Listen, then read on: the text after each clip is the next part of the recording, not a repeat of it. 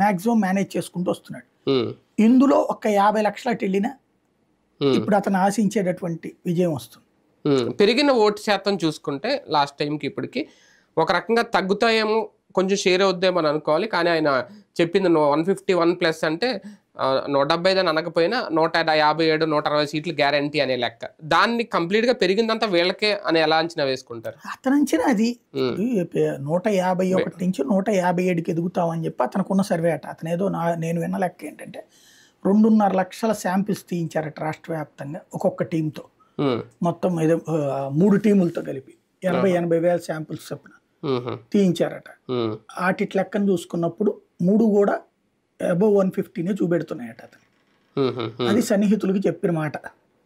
అదే. ఆ ప్రకారం అతనికి ఉన్న అవగాహన అది. ఉమ్, అతనికి చెప్పేది రాంగ్ అయ్యి ఉండొచ్చు, లేదా సైలెంట్గా ఉన్నవాళ్ళు అయితే చెప్పలేదు కదా. ఉమ్, నోరు విప్పిన వాళ్ళు పార్టీ అనుకూలుగా అయ్యి ఉండొచ్చు, ఉమ్, అవును. అది కూడా చెప్పలేం.